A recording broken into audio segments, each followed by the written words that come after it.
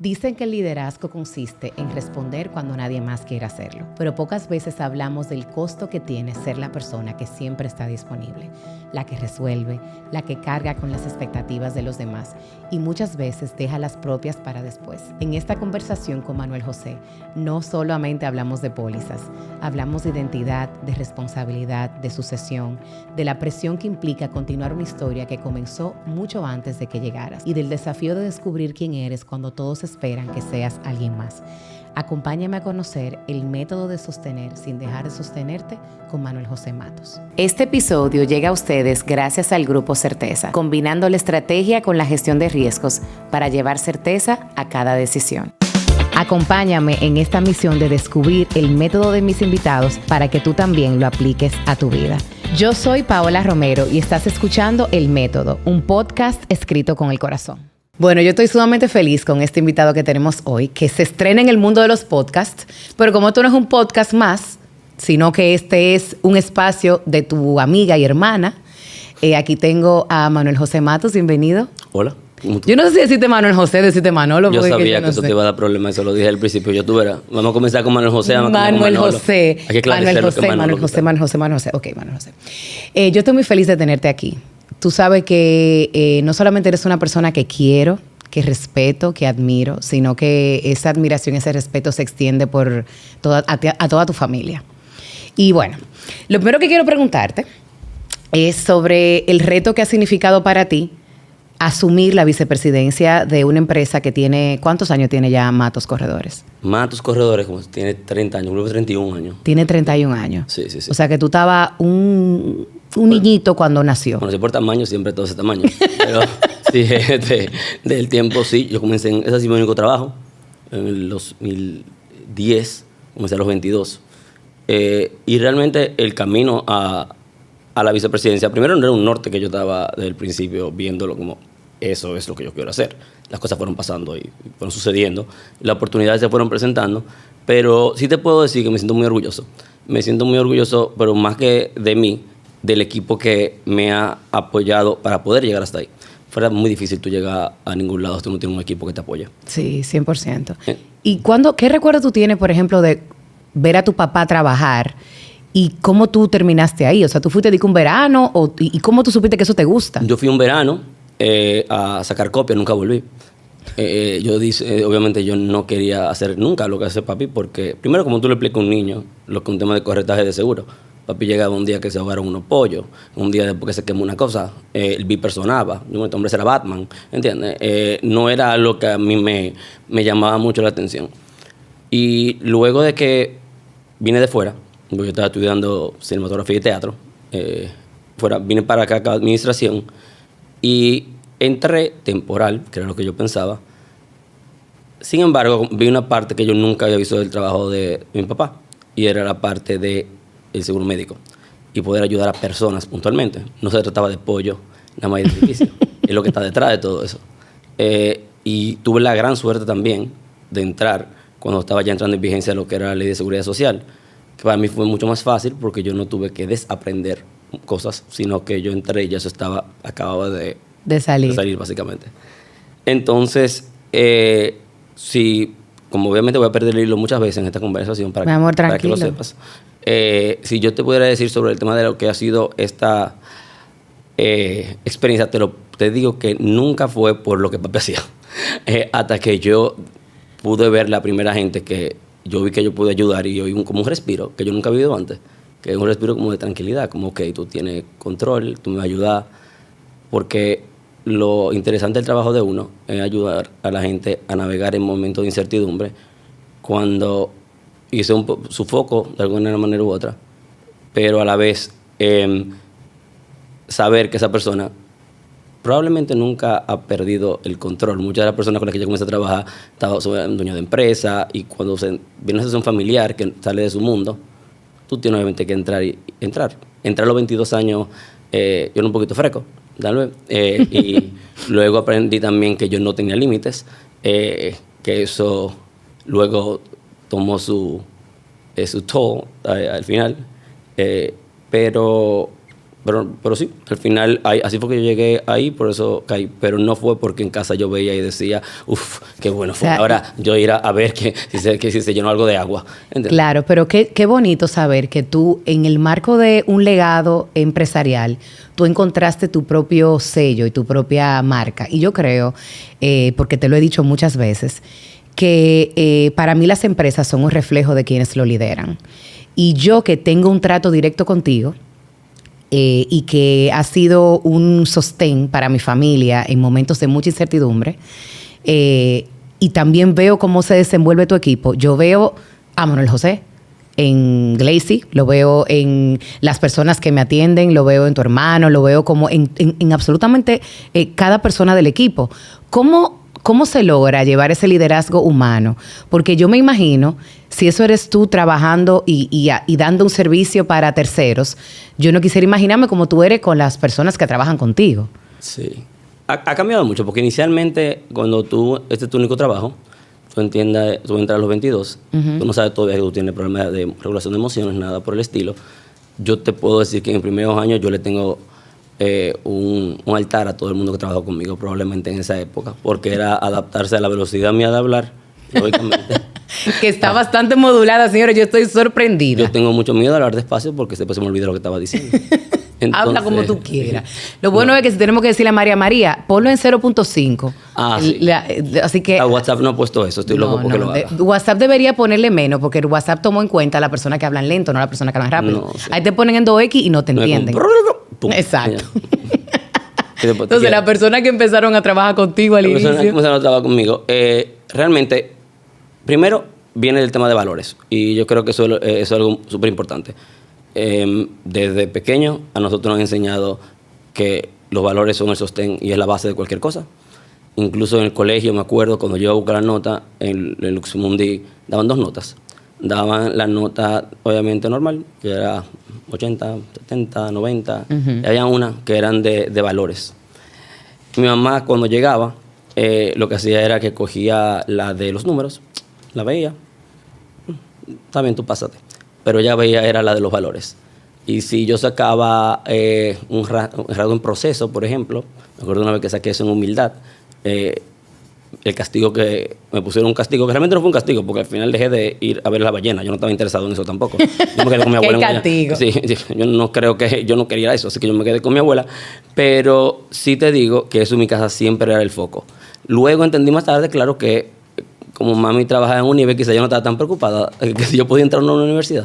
¿Entiendes? Quizá pues la nota no es lo más importante. Pero el tema de carácter y el tema de valores es la base. Y cuando quien sea que entre al equipo, y cuando hacemos entrevistas, yo hago entrevistas con quien sea nuevo, sea alguien que está allá, usualmente le digo lo mismo, que es, no nos tenemos que parecer. Yo no quiero realmente parecerme a ti.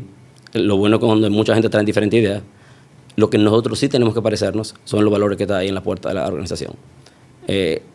Hablamos de solidaridad, hablamos del tema, obviamente, de empatía, de sentido de urgencia, entre otros, que el respeto. Y eso, si las personas están en ese canal, es mucho más fácil, entonces, tú puedes guiarlos. Y lo interesante es que como un tipo como la Trinitaria, tú enseñas a una gente y después, sobre todo el área de personas que comenzó a crecer así, que era, bueno, te enseño a ti, vamos abriendo posiciones, bueno, ahora tú enseñas a otro, y así sucesivamente. Y me pasa que leo correo y digo a veces, bueno, mira acá, yo fui que escribí esto. Y después me doy cuenta, lógicamente, que no. Pero hasta eso se pega un poquito. Me encanta. Y tú sabes que, Manuel José, una de las cosas que veo, tú iniciaste entonces en el área de personas. Sí, yo me hice seguro médico internacional, en el área de personas seguro médico internacional, sí, en el año 2010, sí. Y una pregunta.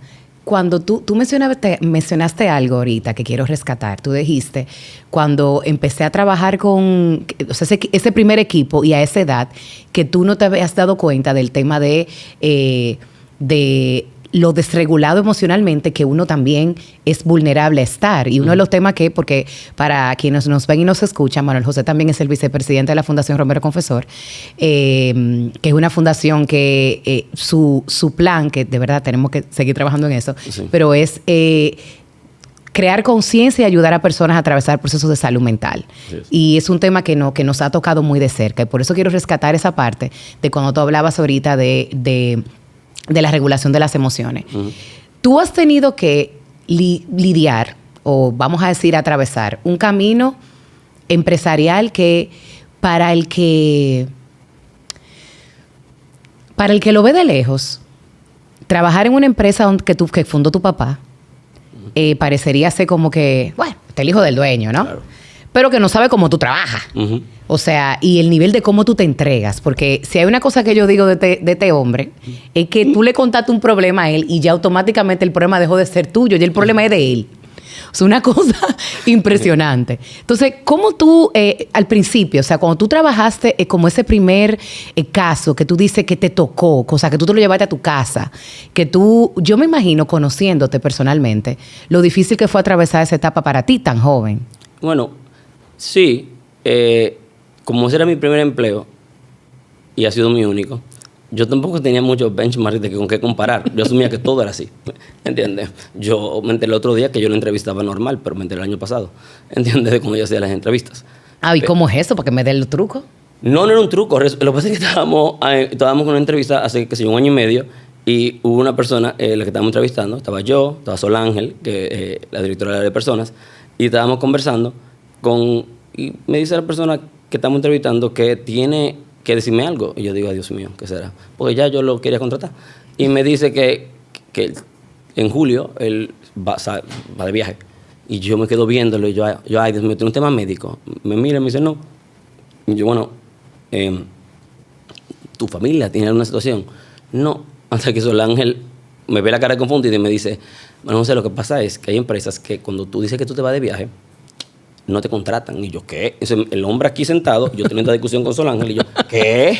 ¿Pero cómo es posible? ¿Quién haría ese tipo? Es un disparate, tú te vas 5 días para si él se fuera. Tú te vas a quedar ilegal en Estados Unidos. El tipo, todo confundido, y me decía, no, yo no me voy a quedar ilegal. Y yo, pues, ¿cuál es el problema? Yo, pero de verdad que yo me imagino ese escenario. Un cerebro que va, que maneja 2.500 ideas por segundo. Sí, pero las incongruencias a mí esas son las cosas que me chocan. Entonces, yo creo que eso es un gran privilegio también, haber podido no estar sesgado por nada de ese tipo de puntos. Pero volviendo al tema de lo que es el tema de regulación de emociones y de... ¿Qué fue la pregunta? Creo que esa fue la pregunta que me hiciste, ¿verdad? Sí. Como te digo, yo nunca supe que yo tenía un tema de regulación de emociones y poderlo, hasta que entendí lo que eran mis condiciones médicas, y ahí fue que dije, no, pero espérate, no todo el mundo es así. ¿Entiendes? No todo el mundo piensa de esta velocidad, no todo el mundo analiza las cosas de esta manera. Y también entendí muchas cosas de mi adolescencia, de todo lo que ha sido el tema de mi proceso. Y en cuanto a lo que es el tema de empresa familiar, claro que sí. Al principio, cuando yo entré a trabajar, a mí todo el mundo me decía Manolo. Uh-huh. Y tenían un tiempo sin hablar conmigo, así que se le había olvidado si yo hablaba rápido o despacio. El truco fue muy fácil. Yo no dije mi apellido. Ya no me decía Manuel José. ¿Quién sabe quién es Manuel José? Ese fue el personaje que se creó cuando entró a la oficina, porque ese el nombre además lo usaba mami para echarme un boche, constantemente. Entonces, por cierto. Entonces, al final, cuando entramos ahí y tú hablas con un cliente, tú le dices que Manuel José, ese cliente me decía todo lo que quería, yo anotaba, porque noté que de que decía mi apellido, tú eres hijo Yuyo. Entonces, todo como se tranquilizaba y no, yo no oía la versión real. Y hay veces que uno... como no siempre, pero yo creo que siempre uno debe escuchar realmente lo que piensa la gente de la empresa y no tratar de buscarte nada más yes man o yes clients que te digan que todo está bien. Por eso clientes como tú que me ve que hay un problema y me llama, yo lo aprecio muchísimo porque tú te estás tomando tu tiempo, que tú no lo tienes que hacer. Para decirme, mira, sé cómo ustedes trabajan, pasó tal cosa. Me encanta que la gente me dice, no le hagas nada. Yo no he matado a nadie aquí, que yo sepa todavía.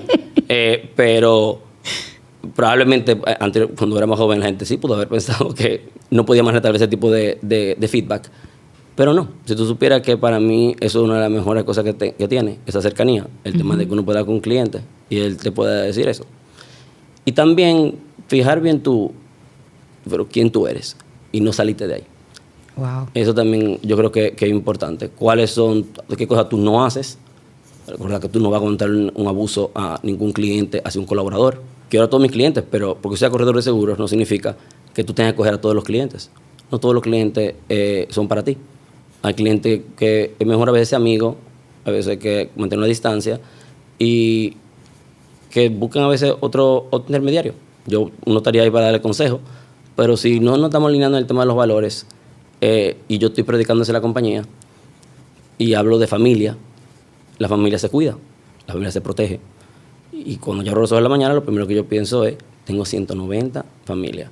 Antes eran 64, ya estamos en 190 familias. Así que uno se tiene que levantar.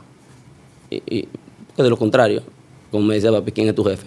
Bueno, él, obviamente, pero después de eso, ¿quién más me va a exigir? Mis jefes son mis clientes y mi equipo me está viendo. Entonces también uno siempre tiene que estar recordando eso. No sé si te respondí alguna de tus preguntas ahí. No, 100%. 100%. Tú sabes que una de las cosas que más admiro de ti es de dónde tú vienes. Es tu familia. Es como ver como... No sabía eso de... Un beso a doña Rosy.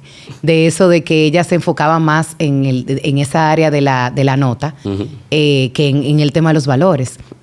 Y una de las cosas que a mí nunca se me olvida, que una vez vi una publicación que ella hizo o que tú hiciste en Instagram de un libro que ella estaba leyendo en una etapa de tu vida para poderte comprender mejor. Los libros, porque eran unas stacks de libros. Entonces, ¿cómo fue criarte con los padres que tuviste, en el hogar que te criaste? Y cómo eso ha hecho que tú seas el hombre seguro que tú eres hoy o con el que sales al mundo. Hay un tema cuando tú eres diferente. Tú lo sabes del principio. Quien sea que diga que quizás no, tal vez no se dio cuenta, pero yo me acuerdo mucho de mi infancia y de mi niñez. Y tengo muchas memorias de eso. Y quizás por eso cuando escribo soy muy abierto, porque yo lo estoy contando desde un punto de vista de privilegio. Y no todo el mundo tiene esa oportunidad.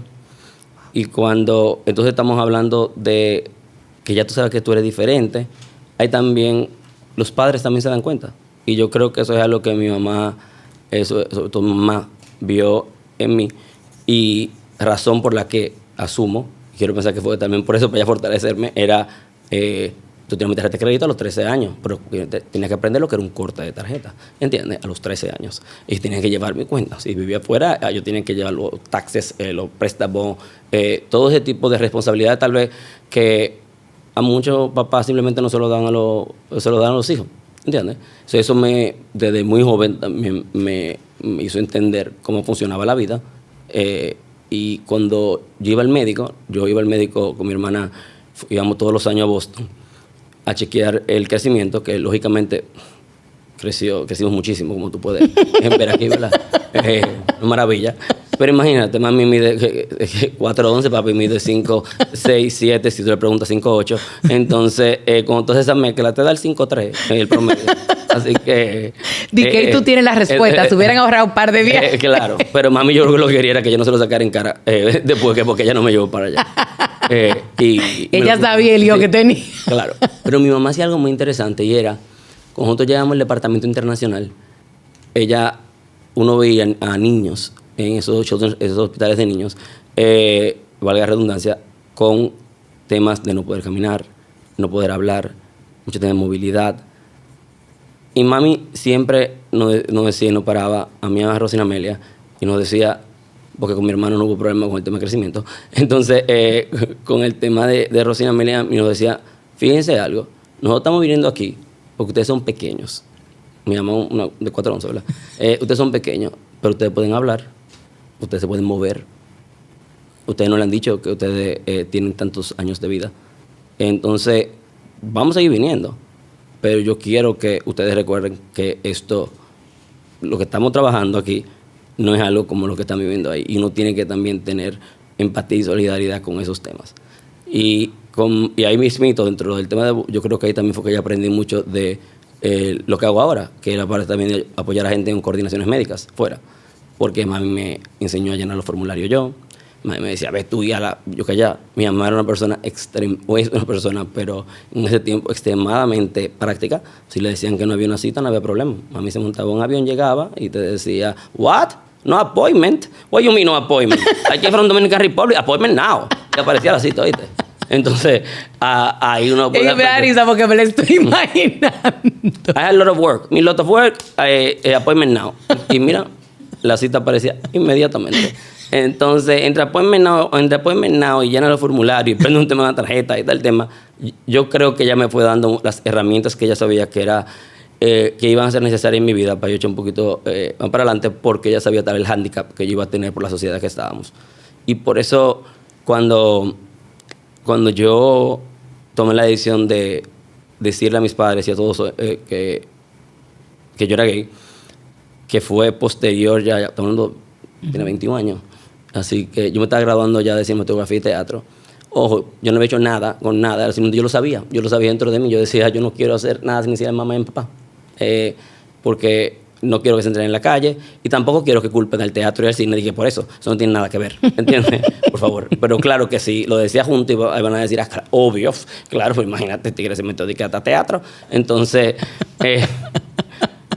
y me acuerdo de eso porque llamé a mami, a Rosina Amelia, que ya la primera gente que yo se lo dije, y fueron a Miami, y cuando se lo pasé, long story short, cuando se lo comento, y le digo que me dio bastante trabajo, y ella me mira y me dice, y Rosina Amelia le dice, pero dile lo más importante. Y yo, esto no es lo más importante. Ya, no, dile que tú no te has dado ni siquiera un beso con un hombre. Y me dijo, no, pero espérate, averigua tu cosa, porque después que tú salgas, ya no hay vuelta atrás. Yo no tengo problema, pero averigua bien tu asunto.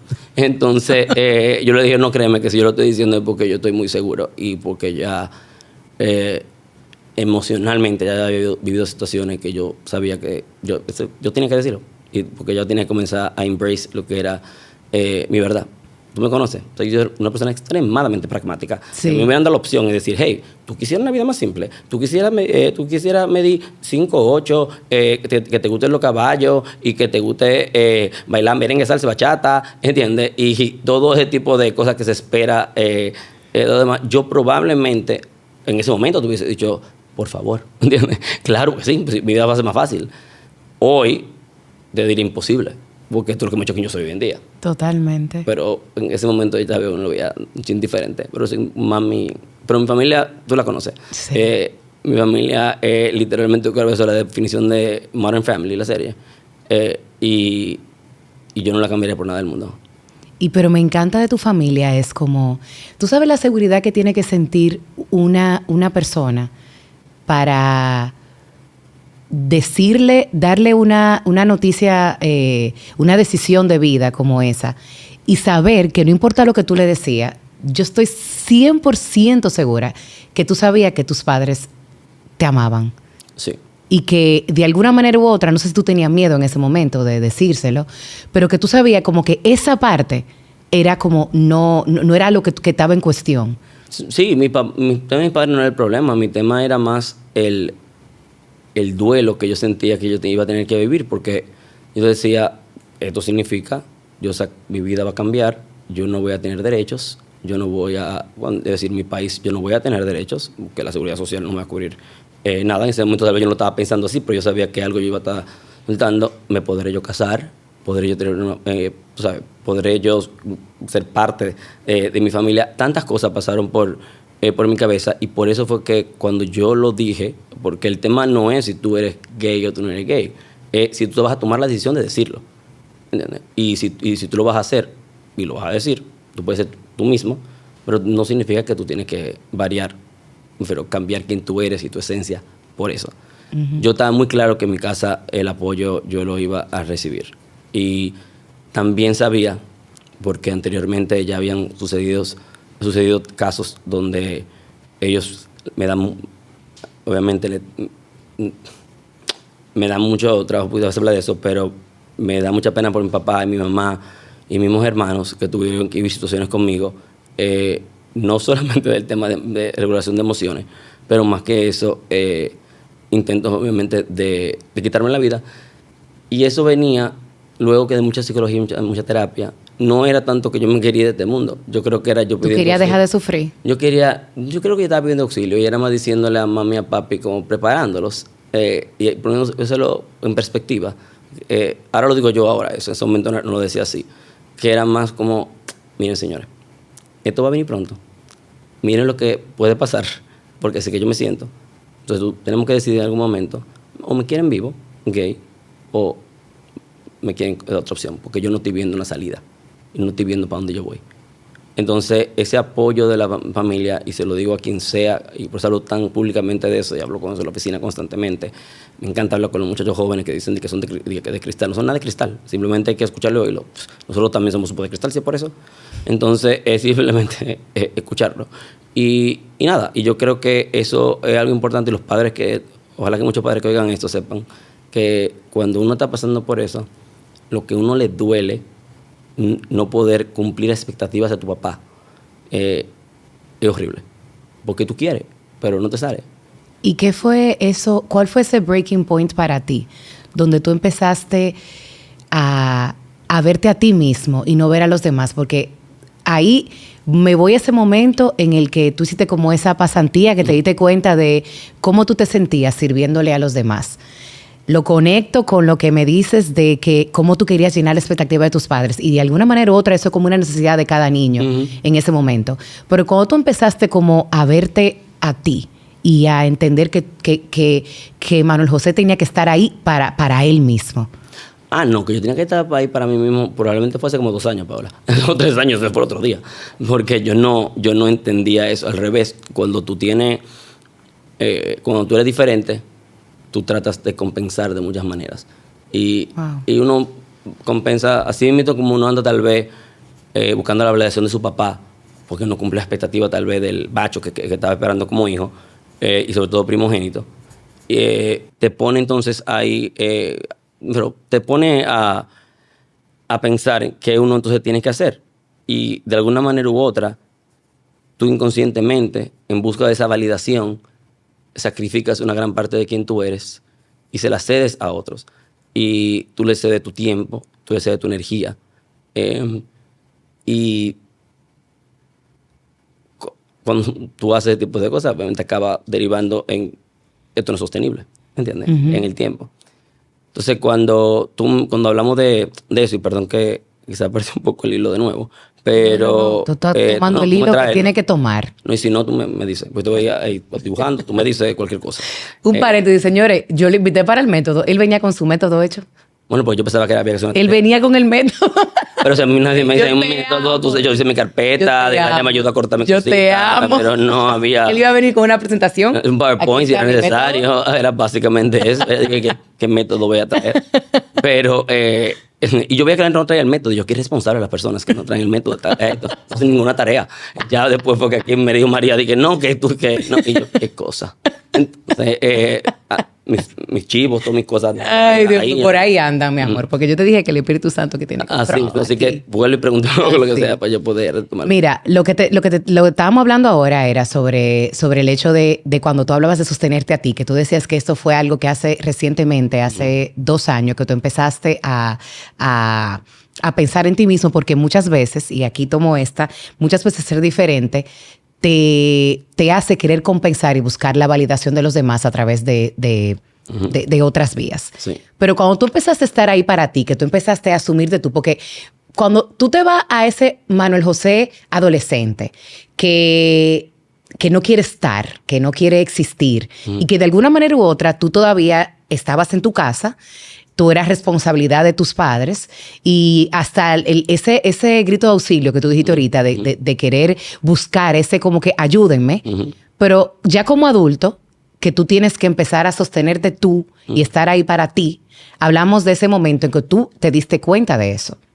Bueno, el hecho de que yo tenía que estar a mí, primero lo vi desde el punto de vista que económicamente independiente. Eso es lo primero que yo vi. Yo quería ser económicamente independiente, entendía que ya después de cierta edad uno debe manejarse y no estar dependiente del seguro de tus padres. Entonces yo me propuse eso, y tal vez fue lo primero que hice para mostrar que yo sí podía, ¿entiendes? Que yo sí podía mantenerme por mí solo, porque yo era el más frágil probablemente de mi familia, además el más chaucero, el más teatral, el que habla más rápido, ¿entiendes? No soy el cerebro más grande, no hablo 5 idiomas con mi hermano, ¿entiendes? No sacaba 4 todos los días con Rosina Amelia. Fue una adolescencia bien complicada, pero el tema de darme cuenta yo de que yo me tenía que poner atención fue cuando ya mi cuerpo me dijo, cuando mi cuerpo ya colapsó y dijo, no, pues no puede más. Y eso fue en el año 2023. Fueron muchas cosas una tras de otra. Primero vino COVID. Para mí la pandemia es muy borrosa. Me encuentra mucha gente que me dice, tú hablaste conmigo, tú me ayudaste en este momento, tú me ayudaste en tal momento. Le digo, que como sí. Pero me di cuenta también porque tengo mitad de si a alguien le falta su cédula, probablemente yo lo tengo en mi celular. Porque cédula que recibí fueron muchísimas. De hecho, cuando yo busco la cédula de papi, yo entro al chat contigo. Cuando yo tenía que buscar la cédula de papi, yo siempre entraba al chat contigo. Sí, claro, porque ahí que están todos. Y la tengo guardada todavía. Pero sí, pandemia fue tú me dices a mí, ¿recuerdas cosas de pandemia? Yo no me acuerdo de muchas cosas de pandemia. Yo sé que yo dormí muy poco. Que yo llamaba todas las 5 de la mañana a los hospitales, eso sí yo sabía. Y de ahí, luego, cuando ya estamos saliendo de pandemia, a mi mamá le diagnostican cáncer. Entonces, lógicamente, como ahora me tocaba a mí ir con ella. Y en vez de ella ir conmigo. Así que los roles van cambiando en el tiempo y tú lo viviste también, así que tú sabes lo que es. Obviamente yo sé que mi mamá es autosuficiente, mami, yo sé que tú eres autosuficiente, que tú te mantienes, todas tus cosas, porque no quiero creer que yo estoy diciendo que ella puede hacer sus cosas sola. Por Dios, hay pocas mujeres tan fuertes como mi mamá. Pero el tema, y luego de salir de ahí, de lo de mami, viene Fiona, el huracán, que para mucha gente, pues, pasó un huracán, pero en zona este fue como que parece que Dios dijo, no, tú tienes que darte cuenta de lo que te está pasando. Así que yo me voy a encargar que sea todo tu cliente que se afecten. Entonces, como tú me conoces, así mismo me metí full, como si fueran gente que yo tuviera en vez de ser edificio. Y eso me consumió mientras yo también estaba planificando, suspendiendo mi boda y armándola aquí en el país, muerto de miedo, porque tú me conoces también, sabes que yo todo lo veo como very catastrophizing, que me dijeron que es un término, y ya yo sé que lo corrijo, pero que todo lo veo como, Dios mío, nos van a venir a matar todos aquí. Pero bueno, con decirte que la única boda que yo he ido, que hay una ambulancia afuera, o sea, y la ambulancia como que es muy visible, no es que está ahí, fue a la tuya. Sí. Siempre he ido ambulancia en la nuestra, pero ha sido más por el tema de alcohol. Esto era más porque... No, yo imagino que eso estaba equipado hasta para infartos, para cualquier cosa, o sea, que hacer una microcirugía. Sí, todo. Todo estaba listo ahí, sabiendo, conociendo el personaje. Entonces, cuando ya después pasa eso, trabajé muchísimo. Marco fue ella que me dijo un día, yo no puedo. Yo no puedo. Mira, tú conoces a Marco. Marco es un Alplax, básicamente andante. En el sentido de que trae paz. Sí. No porque él es un... Claro, sí. No, es que Dios sabe cómo se juntan. Sí. Había que yo tenía que esperar. Y eso ha sido obviamente una de las mejores cosas que me ha pasado en mi vida.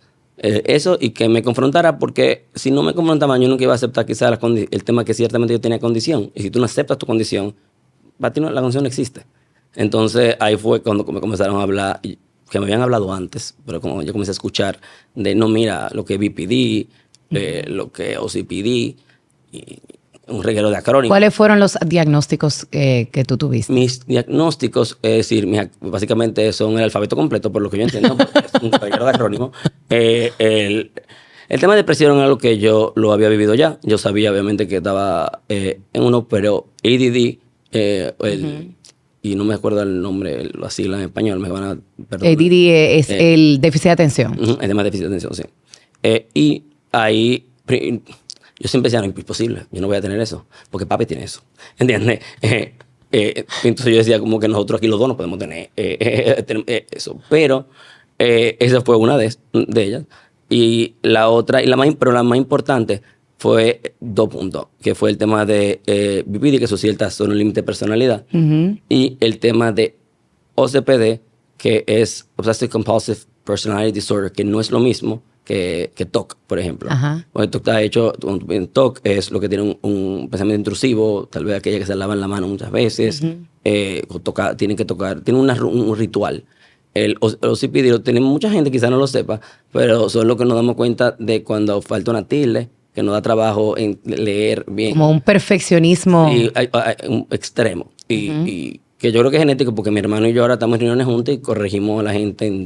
Falta una coma, falta una tilde, falta un tema, y el pobre, y después nos damos cuenta que es un proveedor que estamos hablando, que no ni siquiera alguien de la oficina. Y después el pobre, yo, bueno, pues nada, saliste aquí también edificado y corregido. Pero aprendiste ortografía. Aprendiste ortografía, ya sabes el tema, así mismo. Entonces, o cuando papi, yo sabía cuando papi, usaste ChatGPT, me dice, ¿por qué? Y yo, porque dice, no está nombre, espacio, coma, papi, siempre ponía un espacio. No, pero ya lo aprendo así bien, así que ya no lo sé distinguir. Pero sí, cuando ese perfeccionismo que uno siempre anda buscando y la entrada incluso del mismo inteligencia artificial, que uno pensaría que bueno, esto ayuda. No, esto para mí era también esclavizante, porque ahora yo sabía que yo podía con algo alcanzar ese perfeccionismo. Y eso me dio mucho trabajo hacer un GPT que se llamara suficiente. Entonces ella me dice, good enough, ya, manda, Juan José. Y yo, perfecto, lo mando. Pero sí. A mí me encanta algo que tú dijiste, y tú no te imaginas lo agradecida que me siento de la apertura que estás teniendo. Porque una vez que estábamos hablando sobre temas de salud mental, que tú sabes que han estado tan presentes en mi familia, y en uno de los episodios más difíciles que viví atravesando con los procesos de salud mental en mi pasado matrimonio, tú me dijiste algo, porque me habían pedido algo, la aseguradora había pedido algo, y tú me dijiste que yo no te puedo pedir eso. Porque eso es un documento privado, yo no te puedo pedir eso. Entonces, recuerdo que en esa conversación, que ahí retomamos el tema de lo de la fundación, tú me habías dicho que, no sé si fue con una aseguradora, no me acuerdo qué, pero tú me habías contado de un episodio en el que tú dijiste de los medicamentos que tú tomabas y de que, o sea, mira los negocios que nosotros traemos a donde ustedes y yo me medico. O sea, si yo no me medicara, no pudiera tener la habilidad de producirle esta cantidad de dinero a usted. Y tú hablabas sobre el tema de normalizar la conversación. Lo que pasa es que cuando yo entré, hay gente como que parece que descubrió que salud mental existía en COVID, ¿entiendes? Porque creo que tuvieron el chance como de meterse el espejito por dentro, como diría mami. Pero más que eso, existía, cuando yo entré al sector de salud local, me di cuenta que la gente no usaba la cobertura. En ese momento muy por el tema de tabú, o lo desconocía. Eso ya todos lo llamaban. Le decía, tú tienes cobertura psiquiátrica, yo sé que tú vas al psicólogo, yo sé que tú vas al psiquiatra, mándamelo. Y comenzamos a crear ese hábito dentro de la compañía. Pero eso comienza de adentro. La oficina, nosotros, desde el 2018, tenemos un psicólogo in-house, ¿entiendes? Porque como yo lo voy a pedir a la gente de mi oficina, miren, si ayudan a todo el mundo en salud mental, nosotros hablamos de eso cada rato, pero ustedes trabajen, oigan todos los problemas y vayan después del trabajo. ¿A qué hora van ahí? A las 7 de la noche, que tienen que ir a su casa. Tienen que también ser un poquito empático en ese lado. Entonces, tenemos, obviamente, el tema de salud mental en la oficina y ayuda también a eliminar esos prejuicios que quizás existen de los psicólogos son para los ricos, ¿entiendes? Tú lo que te falta una buena pela. Y uno comenzar a hablar públicamente de eso y sembrarlo dentro de lo que va a ser dentro de la compañía. Porque cuando llegan esos momentos, cuando piden esos informes, ellos saben por qué yo digo que no. Aquí no hay ¿qué tú vas a hacer con ese informe? ¿Qué tú quieres leer ahí? Que tú necesitas, que es un tema privado, personal. Tú como aseguradora puedes pedirlo si tú quieres, pero va a haber una limitante en la cobertura por lo que pasa acá. ¿Para qué? Y además, ¿qué tanto tú me vas a proteger esa data? Y sabemos obviamente que aquí a veces la data no se protege de la manera más correcta. Y si algo yo sé que yo no quiero, un episodio que una persona haya pasado, lo defina para el resto de su vida. Y yo creo que como corredor tu trabajo no puede acabar simplemente aunque no haya cobertura, tu trabajo sigue. Porque no hay cobertura. Primero trata de decir, carece de cobertura, eso es más lindo. ¿Entiendes? Es una limitación en la cobertura. Eso me ayudó mucho el tema de teatro, de que hay que decir que yes and. Pero, porque no está tan duro. Y busca alternativas y en caso de que no haya, por alguna razón, guíalo. Si tú ves que tiene un medicamento que no está cubierto, porque ahí vamos con el tema de incongruencia. Si tú tienes diabetes, si tú me dices a mí que tú no te estás medicando, yo te digo que tú eres un irresponsable. Pero si yo tengo un tema de salud mental y mi medicamento no me lo cubre porque ya se agotó o porque el seguro privado todavía no lo ha incluido, yo no me hago igual de irresponsable.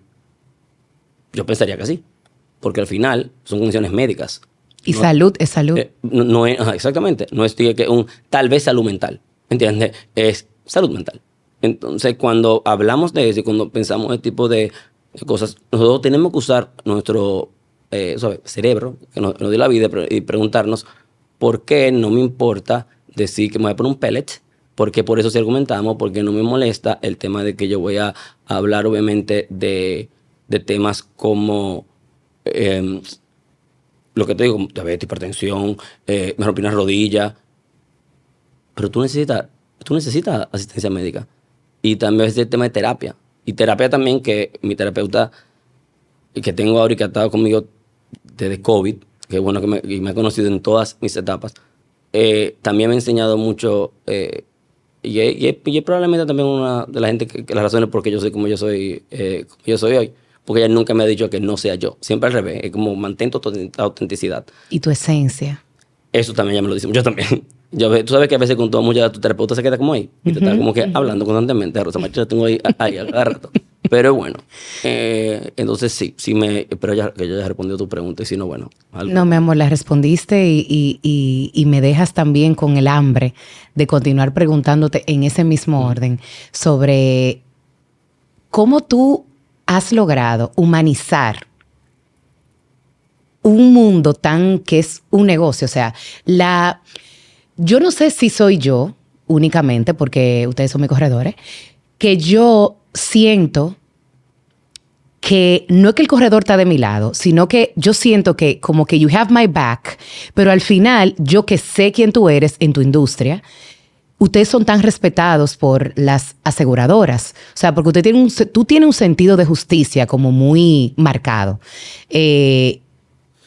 ¿Cómo tú has logrado como humanizar un tema que al final no deja de ser un negocio y que al final tú no lo sientes así? Te lo digo porque, por ejemplo, yo que he hablado con personas de tu equipo que tú ni siquiera te imaginas, de tema, por ejemplo, cuando yo compré mi vehículo, que donde lo compré, como que me hicieron sacar el seguro ahí. Y me acuerdo que cuando llamé, como para que me asesoraran con mi gente, lo que me dijeron fue como, oye, quédate ahí tranquilo, que ese cambio tú lo puedes hacer para la próxima renovación. O sea, fue como que no hay como esta hambre, como es como un espíritu de servicio que está tan marcado. ¿Cómo tú has logrado humanizar el negocio? Lo primero era hablar con el equipo y decirle, con quien sea que tú coges el teléfono, mira la edad. ¿Por qué mira la edad? Yo, bueno, mira la edad y mira el sexo. ¿Por qué? Yo, bueno, si tiene 57 años, piensa que tú le estás hablando a tu mamá. Salvo que tu mamá te caiga mal. Tu mamá te caiga mal, no piensa en ella. Piensa en una gente que tú piensas asocia con tu mamá. Entonces, y piensa cómo tú quisieras que a ella le dieran el mensaje. Si tú eres la contemporánea, pues de tu hermana, tu prima, etcétera. Entonces, cuando tú lo piensas así, y tú piensas, cuando tú llamas claro, vamos a poner un ejemplo, cómo tú quisieras que te atendieran, ¿entiendes?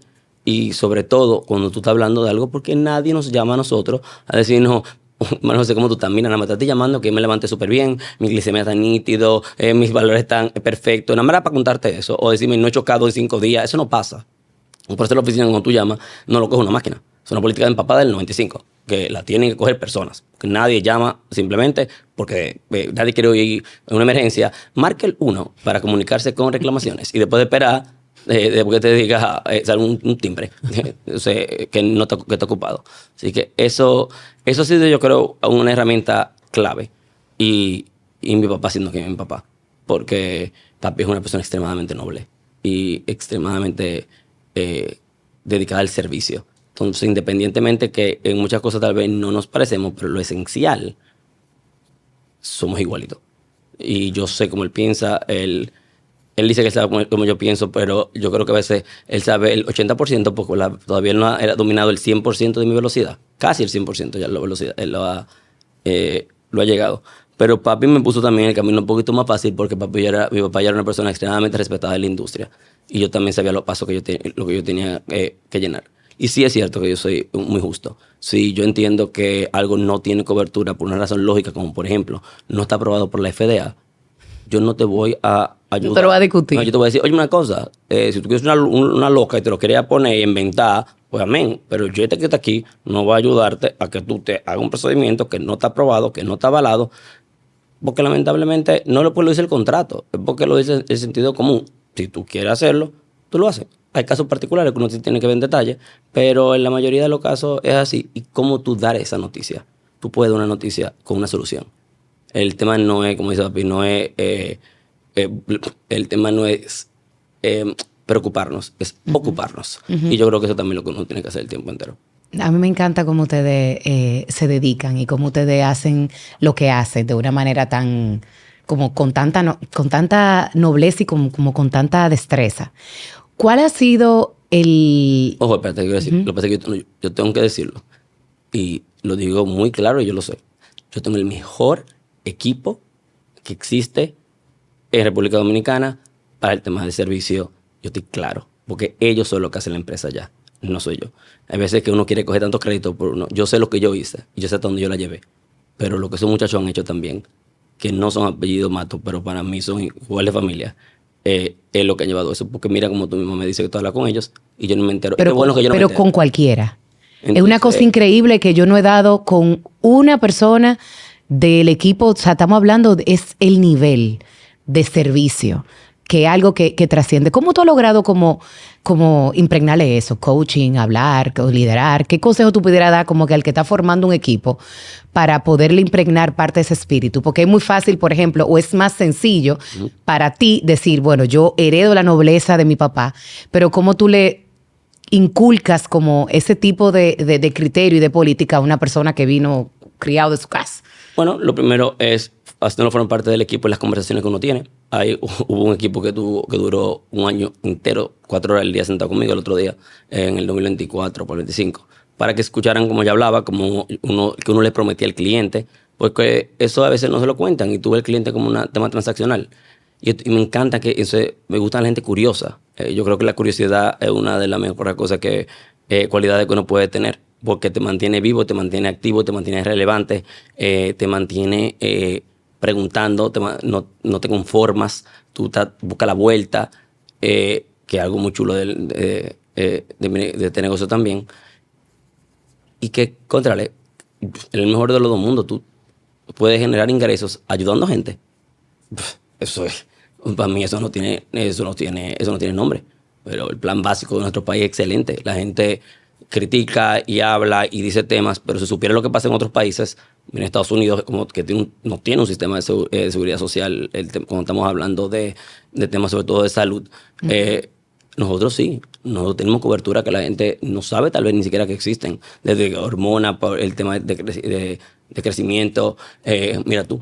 Ahora, entonces también tiene el tema, por ejemplo, de ya si tú tienes una cirugía por los senos, porque también de tema si tú tienes el gen, no me acuerdo ahora, no lo quiero decir porque te lo digo mal, pero básicamente el tema de lo que es la mastectomía profiláctica, eso lo tiene nuestro seguro. Te cubre el tema de sillas de ruedas, te cubre el tema de lupus, de artritis reumatoide, que son cosas que están incluidas en los seguros privados, que es absurdo, por cierto. Entonces, a la que te la cámara. ¿Entiendes? Eso, porque vamos a analizar este punto. Yo te cubro la consulta, ¿verdad? Pero no te cubro el medicamento. Entonces, tú me estás cubriendo para que me digas lo que yo tengo, pero después la solución tú no me la estás dando. Tú no me estás dando el medicamento. Si pasa lo mismo también con el tema del, por ejemplo, el lupus. No te voy a cubrir la condición, pero cuando tú te hospitalizas, no te hospitalizan por lupus, ¿entiendes? Porque es una enfermedad autoinmune, va a haber otra situación. Lupus puede estar como un diagnóstico, pero ¿no sería mejor que premiar a esa persona porque vaya a su médico y se chequee? Y es algo por lo que yo siempre voy a seguir peleando, porque, y ahí sí digo peleando, pero realmente yo creo que la palabra real es abogando y tratar de entender, porque yo no ya creo en eso de que pelea con la aseguradora, lo hice mucho tiempo, eso no funciona. La palabra es real, es un negocio, es negociar, hablar, dialogar, llegar a un punto medio y ayudar siempre, y entender que tu negocio es tres vías. Yo tengo que ayudar. Lo primero son mi gente, y como mi gente son los de mi oficina, los que están ahí. Segundo, están los clientes, que no se pueden servir si este equipo no está bien.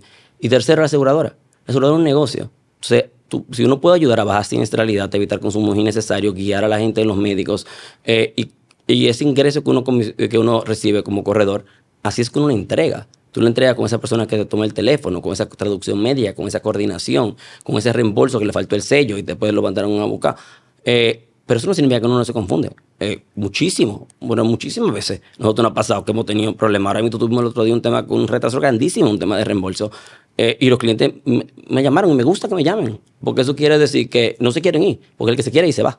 Sí, punto. 100%. ¿Entiendes? Y no pierde ese tiempo. 100%. Entonces, eso es algo que a mí también que yo he visto. Y así también uno lo va impregnando. A mí me encanta eso. Y te pregunto, tú que estás en el mundo... Tú tienes, mira... muchas cosas que tú crees que tú has dado, tú has tirado mucho paquetico ahí. Contenido. Mira, tú que estás en el mundo de la gestión de riesgos, y eso es lo que tú trabajas en el negocio de gestionar riesgos, ¿qué riesgo vale la pena asumir en la vida? El riesgo de estar vivo, primero. ¿Entiendes? Yo creo que es el primer riesgo. Va a depender de tu tolerancia, de tu tema económico. Hay gente que dice, no, el seguro está muy caro. Pues saca el seguro. Porque si el seguro está caro, imagínate cuando venga una condición. ¿Entiendes? El nivel deducible tuyo no debería ser más alto. Así que más que el riesgo que tú puedes asumir, yo te diría que lo que uno más tiene que cuidar es el del otro. Léase. Si tú, incluyendo a tus hijos, por eso que me peleo tanto con los papás a veces. Con eso sí yo peleo. Que el niño nace, no lo han incluido en la póliza. Inclúyelo en la póliza. ¿Entiendes? Te lo voy a incluir yo si tú quieres, porque el hijo no es mío, pero es tuyo. No, pero yo creo que usted sepa que el nivel de dedicación que yo le estoy diciendo que este hombre tiene es que si él tiene que hacer cosas por ejemplo, de una de las empresas que él trabaja, que asesora, se estaba dando cuenta que el dominio de internet no estaba registrado, lo pagó él. Él lo registró, yo le mando la factura después. O sea, a este nivel de proteger y de cuidar. Sí, que tú te vas. Sí, pero también me dice que eso no es normal que yo esté revisando de que no, página web. No, lo tuyo es fuerte. Sí. Eso ahí está mal. Por eso que te digo que en este método de sostenerse y dejar de sostenerte, una de las cosas que para mí era clave como sacar de tu cerebro era cómo tú has logrado posicionarte donde estás hoy. Porque vuelvo y te reitero, o sea, hay posiciones que uno no las necesita. Por ejemplo, tú ser el vicepresidente de la empresa realmente no era algo de que yo necesito ser el... O sea, primero conociéndote y segundo porque sé lo que es importante para ti. Yo sé que esas cosas no son el tema de la vicepresidencia, papi me lo había planteado y fíjate, me digo papi, es raro que diga que señor Matos. Pero papi me lo había planteado en su momento y yo le he dicho que yo no estaba listo. Y era porque yo decía, yo no puedo ser vicepresidente de una organización si yo no he llevado a una persona de oficial a director. Ese era mi norte. Y yo sabía que era Sol Ángel, que trabaja conmigo y que maneja toda la parte de persona. Y fueron 11 años. Yo la recuerdo cuando ella trabajaba en persona, no sabía que ella maneja el tema de... Tuvo un bebé hace poco, súper contento. Pero Sol Ángel entró como oficial, abrió el encargado. Estamos hablando de 6 gente en el departamento. Ahora tenemos que... Ahí en esa área tiene que haber casi 60. ¿Cuántas personas tiene la empresa? 190. Wow. Porque por la oficina también tenemos oficina en 8 lugares, que también te ayuda muchísimo porque tú conoces las tendencias de cada uno de sus ciudades. Pero básicamente, sí es cierto, el tema de la posición, yo me acuerdo cuando tenía que escribir el tema de por qué, qué significaba para mí. Yo decía, pero qué más que por el tema de la vicepresidencia ejecutiva, es más el tema de lo que ha sido este tiempo, lo agradecido que yo estoy también, y tanto de los clientes que confiaron, pero sobre todo del equipo que, ¿entiendes? Que cambió. Y de papi, también lo tengo que decir, porque ahí, como lo dije, mi papá pasó de peligro nombrado, que cuando tiene todo cobertura a todo riesgo conmigo, ¿entiendes? Y él se la jugó y apostó a el que tal vez pensaban que era el más pop, y yo no uso esa palabra, ojo, pero sé que es de mis hermanos, y que nunca me iba a remanga tal vez en eso. Y no, a mí me encanta, a mí me apasiona poder saber que uno tiene la herramienta para poder ayudar a alguien en esos momentos, y sobre todo, que eso también es importante, conocer cómo tus condiciones te pueden ayudar en el trabajo.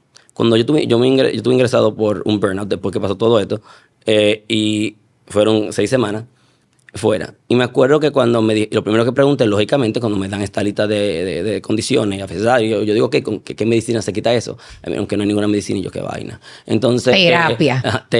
Terapia, pero era terapia, eso de dialéctico. Ajá, la DBT. La DBT, que obviamente es que 2 cosas pueden ser ciertas, y para un cerebro como el mío, esas 2 cosas no funcionan así. Entonces, esos ejercicios, y yo ando con mi chivo aquí siempre, por si acaso, Aquí lo tengo doble porque sí. Ah, del ejercicio Claro, de porque BT. sí, porque espera, son muchas vainas que aprenderse, yo no me puedo Ay, aprender wow, todo pero eso. mira qué bueno. Después lo puedo compartir, te lo puedo mandar. Pero básicamente ahí están todas las cosas que yo uso constantemente. Y cuando le pregunté a mi psiquiatra ya, le dije, ok, perfecto, ya me dijiste todo lo que yo tengo, qué vaina, qué cosa, ya yo sé que tengo esa terapia, ahora dime por favor, ¿cuáles son mis superpoderes? Me dijo, ¿qué superpoder? Y yo, bueno, yo estoy segurísimo que a Spider-Man no estaba muy contento, estaba botando telaraña por todos lados y dejando su caja todo sucia, ¿entiendes? Pero de repente él se podía estar encaramando en sitio, llegando más rápido. Algo tiene que tener esta condición, no puede ser nada más cosa negativa. Uno tiene que ver el lado positivo o que una cosa uno tiene. Y ahí obviamente fuimos viendo y entendí mucho de mí mismo como BPD tiene un tema del miedo al abandono y por eso uno busca validación. Y también yo busqué eso mismo con mi cliente en un momento, quizás. Y el tema del miedo al abandono, además de eso, pero también tú tienes un sobrenivel de empatía, ¿entiendes? Que puede llevarte a olvidarte de ti mismo, lógicamente, y concentrarte tanto en la vida de los demás. Y eso, entonces, ok, pues yo tengo, de ahí viene mi empatía. Mi empatía viene de una condición médica. Y yo no quiero perder mi empatía. Mi empatía es lo que me hace quien yo soy. Luego, OCPD, es cierto, está en este cerebro, es complicado. No a nadie yo le digo, ven, visítame, no te preocupes, tú estás bien.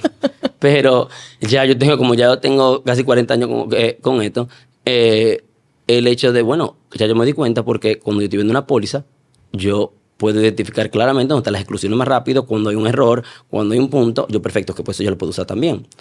El tema del el ADD, entonces, ok, cuando algo me interesa, yo puedo hacer ese hyperfocus, ¿entiendes? Que nada más me concentro y tú me puedes hablar, yo no me doy cuenta del tiempo. Tener reuniones conmigo es lo peor, yo tengo que andar con un relojito ahora, la oficina yo sabes que llegaban, era como un pasadía, yo estoy cambiando, ya tuve la primera reunión con el equipo directivo y era como, tienen 20 minutos, ¿eh? Entonces, y yo así para no interrumpir.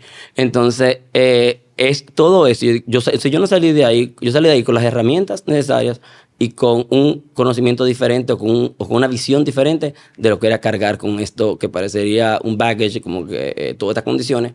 Y yo dije, no, esto yo lo voy a ver como algo positivo. Ya yo sé que tengo el tema. Si me siento mal, por ejemplo, yo sé que emocionalmente no estoy bien ese día, yo no voy por la oficina, yo me quedo remoto. Porque cuando tú estás remoto en la computadora, tú puedes apagar la cámara un momentico.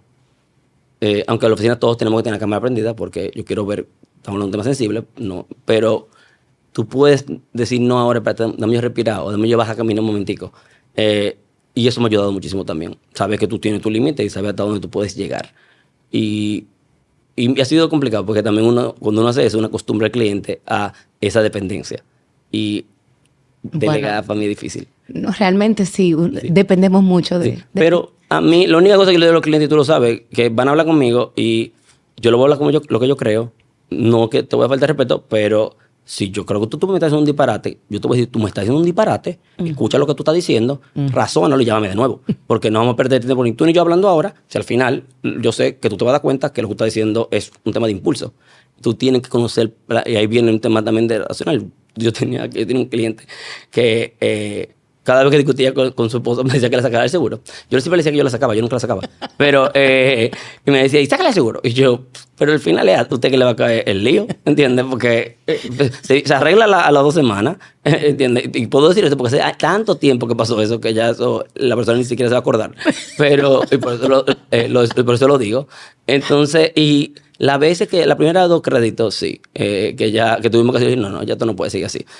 Vamos a decirle Claro, que sí. esto en perjuicio de él. En perjuicio de él, y yo claro. no voy a estar en esta situación. No hacerle caso le beneficia. Sí, o si tuvo un cliente que comienza a discutir que no va a pagar la póliza, tal cosa, y tú dices, espérate, este señor tiene 25 años pagando póliza.